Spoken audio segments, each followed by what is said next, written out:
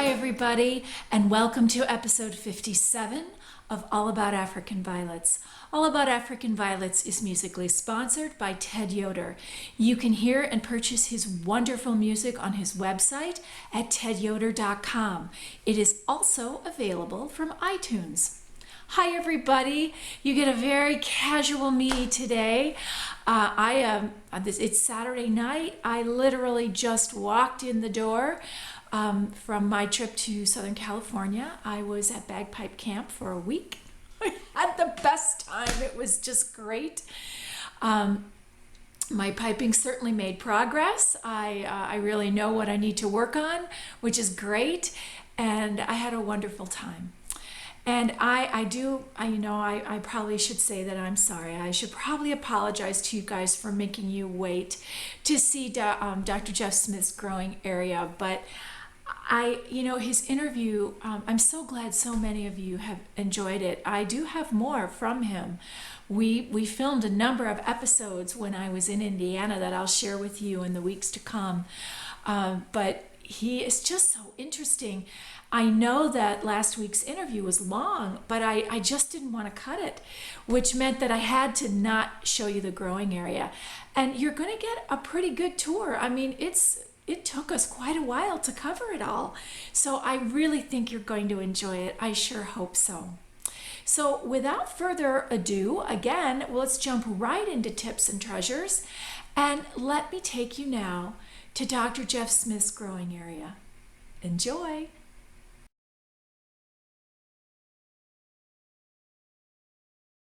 Guys, we're downstairs with Jeff in his growing area, and he's going to give us a tour. Yeah, I've got several different stands set up, and I kind of segregate things by area and similar growing conditions. The two shelves that we're standing in front of right now are all species violets of one sort or another. Okay. Predominantly the warmer growing species on the top shelves, and then the cooler growing ones a little bit more on the bottom.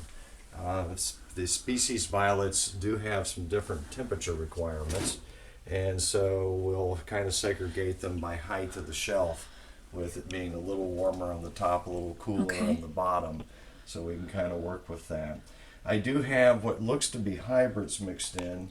You'll see some things with double petals occasionally. Mm-hmm. Those are some of my yesterday series that were bred out of the species. Okay. So they have species similar kind of growing requirements, growing conditions, and it's easier to kind of keep them all together. That's really good to know. Yeah, you can grow them about the same way. Most of the species, particularly the warm growing species, will grow the same as your regular violets. Most of our cultivated plants were developed out of what we know as Ionantha, and Ionantha is a warm grower.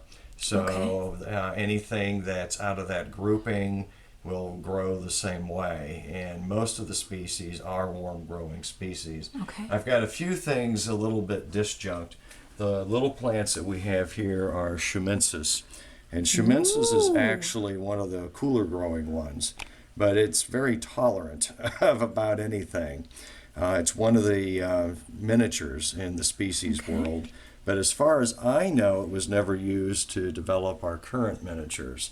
It doesn't seem to want to play well with the other violets in terms of hybridizing. Okay. So I don't think it was ever really used much in hybridizing the minis. But these are Ionanthas right behind it. So you can see that they're, doing the same things. Okay. Most of my plants I tend to keep on the smaller growing size just because of space. Mm-hmm. I've got probably 55 to 60 different clones of the species, and I usually try to keep 2 or 3 replicas as backups for each of them. So if you multiply that through, that's 150 to 180 plants. That's a lot of plants. That's a lot of plants. We talk about limiting our collection on the podcast quite regularly, Quite regularly, yeah. So it's one of those things that if I keep things small in size and restart them frequently, it's much easier to manage. Okay. But some of the species will get very, very large if you give them the space. I've got one down here in the bottom tray that this is Grody Amazon, the tetraploid, and it's not even half grown. Oh wow! This thing would fill the whole shelf. if you let it. And I've only got it in a 4-inch pot. But if you gave it space, this crazy thing would take over the whole bottom shelf. Wow. It just gets absolutely huge. So, consequently, I give it a little bit of space, but most of these things I no longer grow to full size just because they'll get absolutely huge. Oh, wow. So, like grandifolias, you often see them grown, like so big across in the shows. I can't afford the space, so I tend to keep them down a little bit smaller. I'm growing grandifolia right now. I just got it at National. Yeah, it can get really large, but it's just one of those things that how much space do you want to devote to it? Okay. This one's a little unusual. This is one of the other Shumensis hybrids. This is Shumensis Mather EE, or EE. And I don't know if it's a tetraploid, but it grows much, much larger than the other Shumensis. Let me maybe bring the two side by side. Oh, yes. And you can see the leaf size is considerably different. And Shumensis is one of the few species that will actually self-pollinate and set seed pods on its there own. they are. Yeah, right there, pretty regularly. So you don't even have to do anything. It just normally self-pollinates. Okay. And it's one of the few species that will do that. Most of the other ones won't. They'll have to be deliberately hybridized in order to set seed pods. But Shumensis is one of the few that will do that. There's a couple of plants in here that may not have gotten out into the regular growing community yet. This is some plants that I got originally from Bill Price. This is Pangani Falls. It's a relatively new cultivar, or one of the species that he picked up while he was in Sweden at the Uppsala Botanical Gardens. And as far as I know, this hasn't been very widely distributed yet. It looks a lot like the species Tongwensis, but it's definitely a little bit different. I had this from you. Oh, Pangani? Yes, Okay. you gave me a leaf of this, but I lost it. I will tell you that I lost give you it. more of that. All right. And then there's another Confusa plant over here that I'm beginning to really like, although it's a crazy grower. The leaves grow sideways. The crowns in this thing all grow more at an angle, and this one's probably a cliff dweller. And I'm wondering if it's a tetraploid, given how coarse and brittle the leaves are, but it has these really dark blue blooms. Okay. But it's a little shy on flowering, but it's just this big, coarse grower plant. So it's kind of an interesting one to my mind. You'll notice that all the species are blue, different shades a little bit. You get some of the real pale ones, and then some of them have much darker purple colors. But the wild plants are all blue, and then all of our modern cultivars that go to the pinks, the reds, every other color that you get are mutants off of that original blue color. So these are yours then, because these are doubles, Yeah, yes? those are doubles. That's actually yesterday's child, which has 3 different species in its ancestry. But the double-flowered character came out from the hybrid cultivar that was used in its creation. I have yesterday's Valentine that I'm growing now. Yeah, I've got that one somewhere in one of the shelves. Okay. With that. So, but this is, a grouping of the species. Now I've got them scattered all over in the other growing areas. All right. Well, which growing area shall we head to next? Well, let's maybe head back to the main area. Okay. That will be a lot to see. Okay. The other shelf usually has more. That one's got more like duplicates, but it does have a few of the bustled plants and a few of those kinds of oddball things that I like to keep. It's got some streps on the top shelf, but it's got some of the duplicates of some of the species back there. So we'll head back to the main growing area, which is like a whole room. Okay. Ready? Ready. Process, but You guys, we're down here in Jeff Smith's other part of his growing area, and these are his straps. Jeff, give us the tour. well, we've got several different things going on. Some of these are seedlings that are being evaluated that have come out of the GHA, the Gesnerian Hybridizers Association Fund. So you get something like the double coral red there, and then there's a single sibling right here next to it. Those are ones that I really love the color. and they've got some differences in the divisions of the petals. Back behind is one of my variegated seedlings. Yeah, that is a stunner. But it's mainly a foliage plant. It does not come true from leaf cuttings. You've got to do it from the pups or the suckers. Okay. And it very rarely flowers. So when it does, it throws up kind of a puny little white flower, but good for the foliage as far as it goes. It's really beautiful. This is the one I was talking about, is Kansas City O, which is kind of what they call a keyhole strep. Oh, I The see. blooms are Okay. smaller, and the butterfly would land on top of that. They also tend to present their blooms more upright. Kind of for- up and flat. Up and flat. Yeah. So butterfly would land on that and then probe down for the nectar. But this is one that's got a complex history. There's at least 2 different species, mixed in with that one Okay. to give that kind of Okay. presentation. Got some other Well, miscellaneous tell me about things. This one. We This talked one, about yeah, It's this really one pretty. is a GHA seedling. It's out of the Franken series. Franken Mist, I think, was one of the parents on this one, but it was offered up through the Seed Fund, and it has Fern 1 Silhouette as a parent. And I actually have seedlings of this as a self-pollinated plant, and it is coming up with some variegated seedlings. Oh, very interesting. So I'm hoping to get variegation with maybe this bloom color on top of that one. Okay. This one's kind of one that's fun. It's got that nice kind of ruffled flower with a little bit of cream color in Kind the of center. creamy yellow, Kind of a yeah. creamy with just a hint of yellow in some of the blooms. And then one of Dale's Polar series down here with the variegation. I have to look and see which label that one is, but I know we've got the Polar Lava down here in bloom, which has those red flowers, Oh, yeah. which are just so striking on that. Actually get the wick back down. There we go with that. Some of the rest of these things are just various seedlings. And then back in the back area, we've got the pink elephant. The big giant. The big giant. I mean, it's just gigantic. And that is out of a species Vandeleurii hybrid. But it's a plurifoliate out of the cross, and just huge numbers of blooms. Wow. And we were talking in the segment Yeah. about the bloom stalks marching up the leaf. Right. You can see it very plainly here, where you get the bloom stalks going right up the foliage. Let me try this. Sometimes this works. Here you go. Sometimes yeah, it that's doesn't. working very there well. we go. But you can see one bloom stalk after another, after another, after another, progressing right up the midrib. And is there And that there's little teeny still a bud? little baby coming up, so it's going to continue to bloom and throw up yet another stalk. Oh, wow. But you can see there's 1, 2, 3, 4, 5, 6 stalks that go back into there. Wow.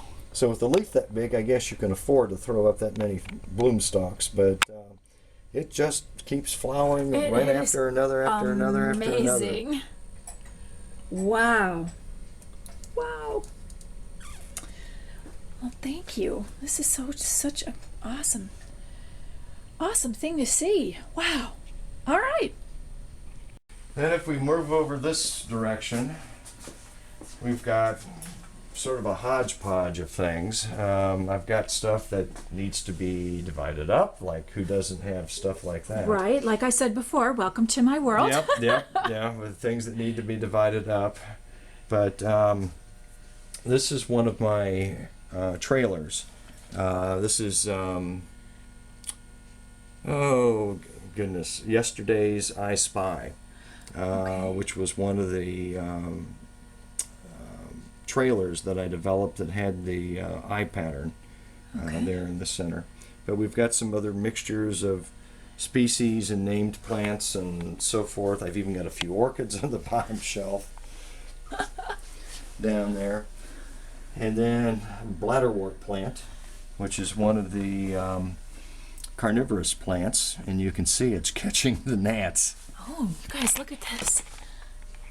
down there in the foliage. Wow. So it's kind of a nice little plant to have mixed around on your shelves to pick up some of those fungal gnats and stuff. The plants that are under glass in the domes are the St. Paulio Grotiana, probably the rarest of the African violet species plants. And it's one that needs high humidity but cold temperatures. I was just going to ask, because you've got it on a bottom shelf, but yet, like, I often will put a dome over, like, the one or two apicias I've ever had to try to warm them up. Actually, this is to keep the humidity high. Okay. This thing likes really well drainage, but I've never been able to flower it. I can't get the temperatures low enough. It has to go down to almost 40 degrees Fahrenheit in order to trigger the blooming. So it makes a windowsill or a porch plant, but those are such extreme conditions that they often don't survive it. So it's really difficult to get the crazy thing to flower. Wow. Bill Price sent me a cutting of that, and I've been able to get it propagated and get some backup, cuttings going on things with that one. But it's probably the rarest in terms of that. This is one of the David Sink hybrids. This is probably Bad Girl. Let me look in the pot. Pink. No, the pot's not. Oh. No, this says it's Shaughnessy Trail, but I'm not sure I trust that label. It's the trouble about writing on things. I know it's not Pink Fly. Well, it's interesting, whatever it does turn out to be. Yeah, but it's got the really highly double girl foliage. That's why I tend to think it's probably David Sink's Bad Girl. Okay. With that. Wow. The girl foliage. Over in this area, mostly hybrids of some sort or another in these two shelf areas. Now, your hybrids or just plants you want to be growing? Mixtures. Some of the ones with the mosaic foliage are my hybrids. Yeah. This is one of my hybrids. This is Genetic Snowflake, which has the white bloom on the mosaic. I think it's the only plant that's ever been bred that has that combination. I tried to grow Genetic Carmine more than once, and I was not tricky. successful. Yeah, it's a little bit more delicate. This one's a little bit hardier, easier to grow. That's one of the Burnished Halo. Oh, yeah. It's one of the older hybrids out there, but I love the color. Yeah, one of the Boone hybrids. Got a chance to interview him at one time before he passed. So I found out a little bit about some of his plant breeding. Really like a lot of his plants still. Yeah. So that's one that I like to keep around just for the, effects and so forth there.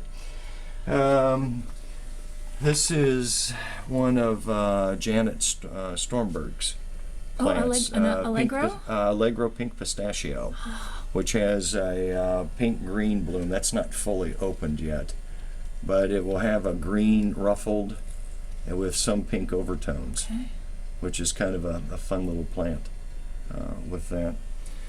Bottom shelf is different Petrocosmias, which do well on the bottom, where it's cooler. And I've been growing them on the crates, trying to keep the humidity a little higher about it, and they do seem to like that.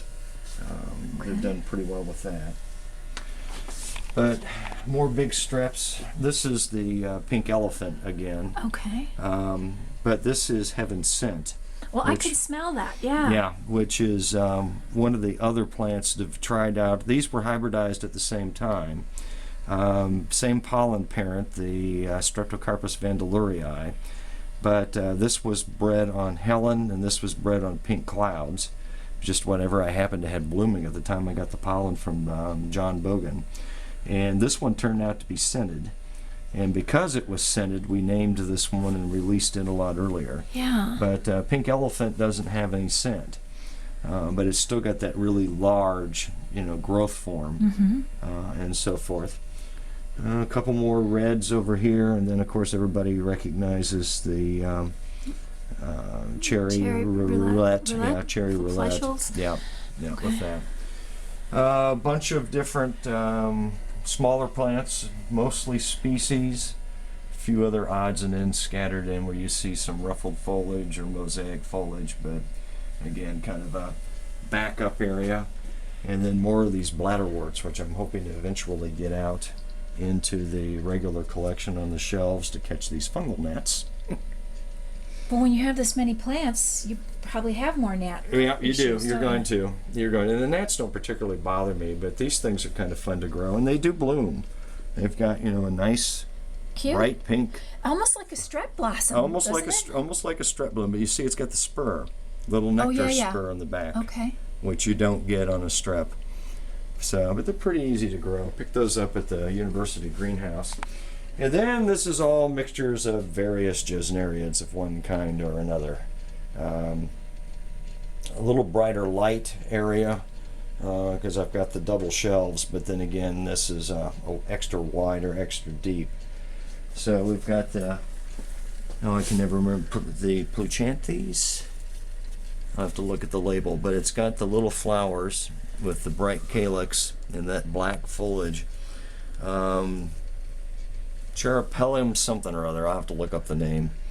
But anyway, just a mixture of different things in here. Some calarias, some primulinas. There's a Nematanthus tropicana back there in the back. Another primulina blooming over here. It's Silver Surfer. Get around, we can see the blooms a little bit. And then a Gloxinia seedling that just came into bloom, Okay. which has those paradots, or has the little dot patterns Yeah. on it, which is kind of fun. And then this is one of my favorites with those bright orange tubular flowers. That's a I Calaria. was just say, is that a calaria? Yeah, it's a Calaria. Dark Shadows, I think, is the Okay. name for that one. But it's easy to propagate and blooms like crazy, and I just love the contrast of the orange against the black, foliage. This one is one that just bloomed recently for me for the first time. This is a Primulina Vietnam V27, so it's never been identified to the proper species. And I've had a little rough time growing it, but so we've got some burned edges on things. But when it was in full bloom, it puts up a really heavy bloom cluster, and the stalks are relatively short, so the flowers stay right above the foliage. So it makes a real bit different presentation compared to some of the other, primulinas. So anyway, that's the best or the biggest area of the growing. I've got some Great. couple of plant stands upstairs and one in my office. So, and another one that we didn't look at in the other room, but the bulk of the stuff is down here in this Okay. area here. All right. Thank you. But this is Dale's Polar Lava, which we were looking at, and I've crossed it with the Cherry Roulette, Okay. with the idea of maybe keeping the red color but that eye pattern into the flowers, Okay. and get it on the variegated foliage and so forth. But I've got more of these kind of weird coral reds in here. Like the color of that one just a little bit better. It's a little truer.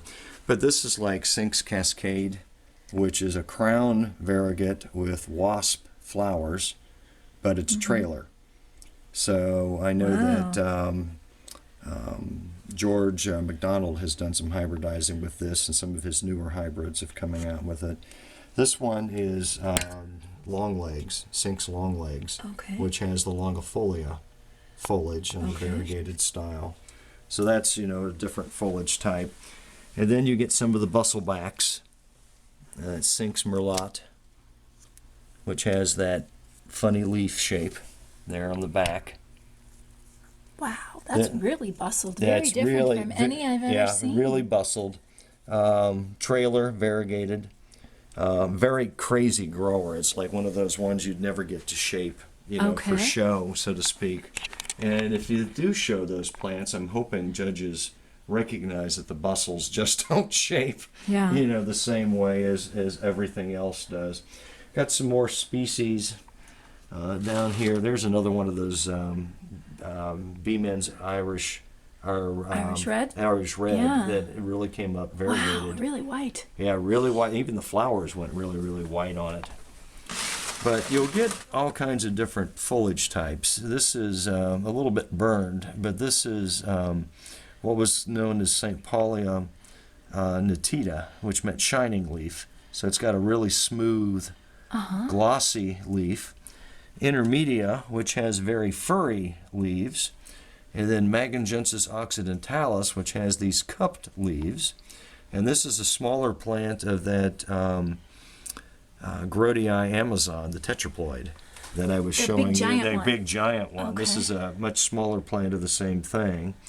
Orbicularis, regular Orbicularis. I've got Orbicularis purpurea, but when they're not blooming, you can't really tell them apart. I grew that. I grew a purpurea from a leaf from Morgan Simmons, and it Oh, they was can get huge. it was They can get gorgeous. absolutely And of course, huge. it was one of the ones I lost last year, and I was like, oh wow. Yeah. So, and a few confuses in here, which this particular confusa tends to grow real tight, although I've got it under a higher light than it probably is wanting to have. All right. But this is one of the Nancy Block Cape babies, Okay. which is a miniature strep, or at least a reduced in size. This is out of the Fernwood Minuet grouping. So we're getting some nice, differences in the stripe, but you compare that to my pink elephant. It's like there's no night and day. Yeah. Night and day size difference on those things. And this one is not happy, so that's why, the leaves are, or the stem is rotted off. This is one of the things I was talking with off camera a little bit. I'll have plants that will get a little too wet, and then I'll get a fungus that will take off the plant at the base of the leaf Okay. and just rot it. And if I'm not careful, I'll lose the whole thing. I'll probably lose this, but I've got a backup. It's one of the reasons why I grow backups. Okay. To have a spare in case something like that hits a plant. But Okay. rather than cure it, I'd rather pitch it and have the backup. Sometimes it's one of those, it's Yeah. not worth doing the chemicals or doing the cure. Yeah. It's easier to pitch and have a backup, or if you catch it in time, grab a leaf and start it over. Okay. Great. So, All right. Back upstairs. we'll take you back upstairs. And, So now we are upstairs in the dining room. Yes. upstairs in the dining room, and I Okay. keep one plant stand up here. This is what a trailer can do if you give it space. Now this is a standard trailer. This is a standard trailer, Okay. and I've got it under lights. It's wicked, and you can see I've got two little shallow reservoirs there to help Okay. hold the water on it. And what trailer is this one, Jeff? This one is actually a sport off of yesterday's I Spy. So this is one of yours. This is one of mine, but you can see the variation in the flowers, so it's not doing what it's supposed to be doing. Okay. So it's not one that I'd be able to show, because it's, you don't really want that kind of break in the flower color in the Right, same plant. right. This is all one plant. It Okay. doesn't look like it, but it's all one plant. But when you get these standard trailers, they can get absolutely huge, and you're probably seeing dead blooms and dead That's- leaves and stuff on the backside. But these things can get just absolutely giant size underneath here. I've got this is Ramblin' Ruby, which again is not groomed for show, but it's got the crown variegated foliage, and it can get also.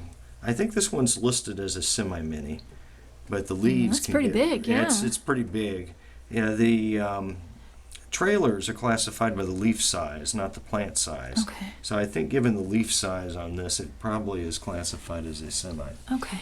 Now there's miniature trailers, some of the Rob's Lily Pillies, Okay. back up in there, give you kind of a size idea, a contrast, and so forth. And then this other one that's down here. Yeah, this is very interesting. Is this another uh, Sank? This is another Sinks, Okay.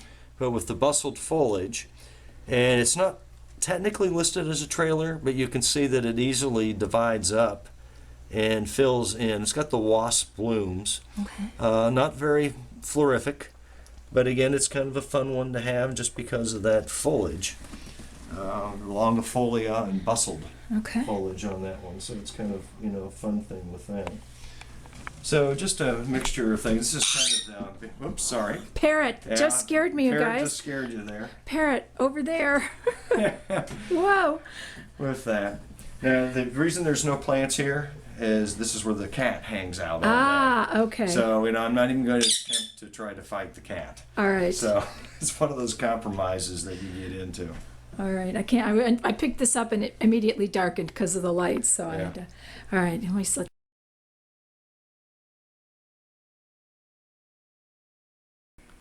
So, what do you think?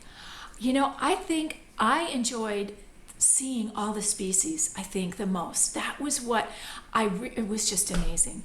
And in fact, there was one that like grows up sideways, and I meant to ask him for a leaf of it. You know, he sent me home with leaves, as you saw on the list last week.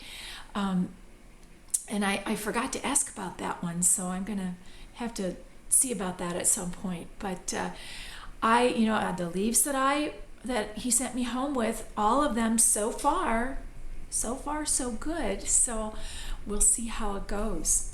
Well, speaking of leaves, etc., it's time to take a look at what's on the stands. So go take a look.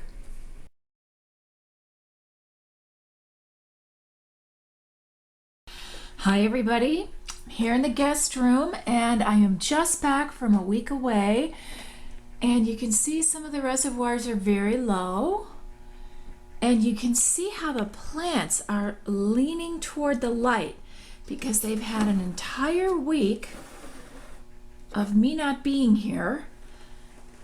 Now, I have my cousin who comes over and checks everything, and she did check them, but she said they didn't really drink very much, so it must have cooled off here.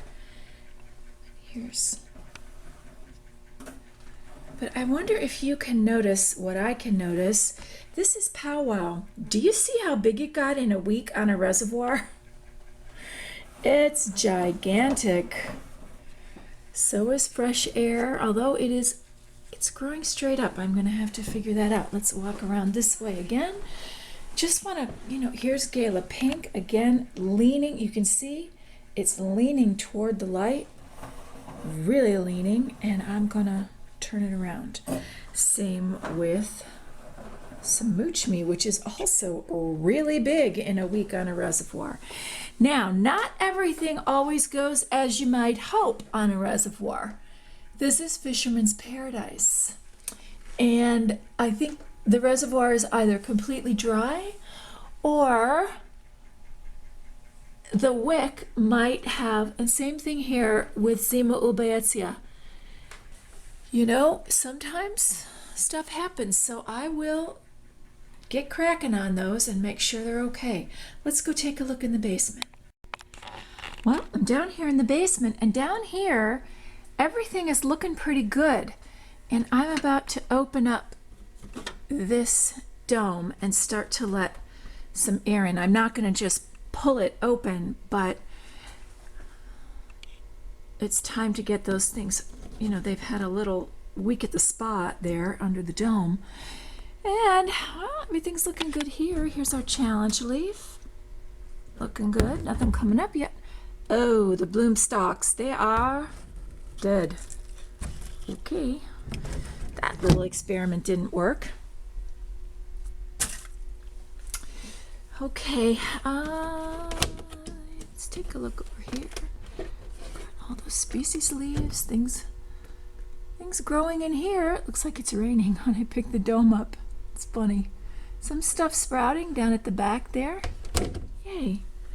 And look at the apicia, you guys. It did okay out here on its own, so to speak. Here is a species that's blooming. I think that this is Ionantha. And this is Optimara Yellowstone getting ready to bloom. And wow, here's Party Pinafore. Guys, you see why Midnight Velvet didn't last with me? Look at 3 giant blossoms on a bloom stalk here.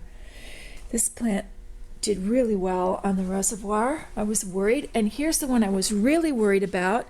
We've got a little bit of stuff right here. Oh, sorry, my hand is really in the way. A little bit of stuff right here that's going to have to be cut off, but everything else on here is looking great. I'm really excited. Let's go over. Oh wait, yes, that is Ionantha. It's a species. Let's go take a look at the Streptocarpus shelf.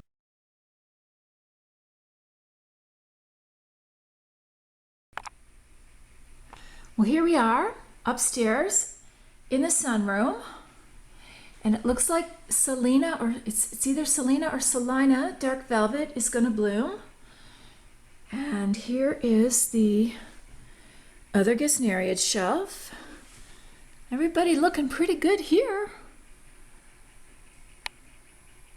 We'll look at these guys from the other side. And down here, everybody who was on a reservoir here looking pretty good. Everybody needs a turn. There we go. That's Roulette. It wants to bloom. I might let it. Let's take a look over here. This is Armageddon. This is a plant I have of it here upstairs. I have one downstairs and one up here. Again, trying to bloom. This is Grape Glory. I'm going to take that blossom off. And here is Jersey Snowflake. Okay, and the wick on this one, you know what? I could see it here, and it was sticking up instead of down. So this looks a little dry, but I think it's going to be just fine. And you can see already that the hole is starting to fill in. This leaf is going to fill part of that in. Here is Optimar Michigan, getting ready to bloom. Well, that's about it. Let's go take a look at the big box violet. Sorry for the moving spider plant, guys. It's trying to move it out of the way here. I need to take some of these babies off of it. Well, the big box violet is trying to bloom, and it's not just throwing up one bloom stalk, it's got them coming everywhere again. So that's kind of amazing. I mean, it really does need to be repotted. I can see that it needs that, but I might give it a little while longer. We'll see. All right, that's the look at what's on the stands this week. I'll be right back.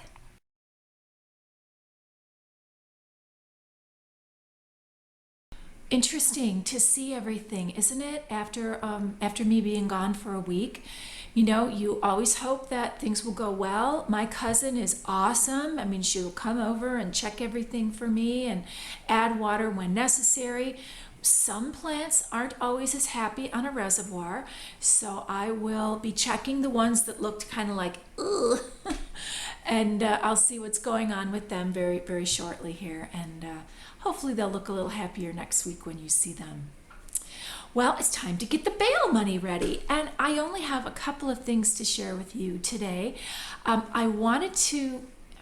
think I let you guys know this, but I wanted to remind you or tell you, in case I didn't already tell you, that now is a good time. If you are not already, if you are not already a member of the AVSA, now is the time to join, because the cost of a one-year membership is going to go up this fall to $35. That's an individual membership in the US.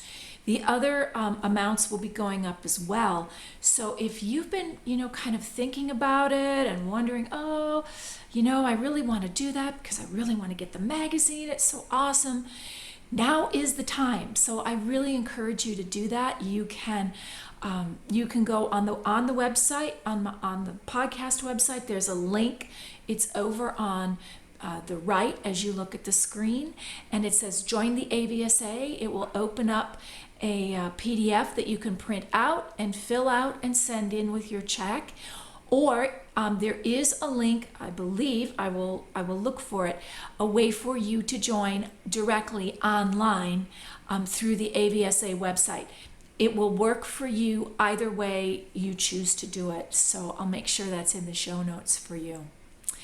And I think that, I wanted to remind you, if you have not yet taken the AVSA Technology Survey, the Information Technology Survey, you do not need to be a member of the AVSA to take the survey. So if you have not taken it yet, I will put the link in the show notes again for you this week, and I really encourage you to do that. Well, it's time to keep moving forward. I know that I haven't had personally a lot to say to you this week because I wanted to leave all the footage in of the of Jeff's growing area for you guys to see, and I hope you enjoyed that. And plus, I've been away all week, and I've got to try to catch up here now, and I'll finish up the episode so that you guys will be watching this on Sunday as usual. I hope that you've had a wonderful week wherever you are, and I hope that your days in the coming week will be filled with all the things you love. Good growing. I'll see you next time.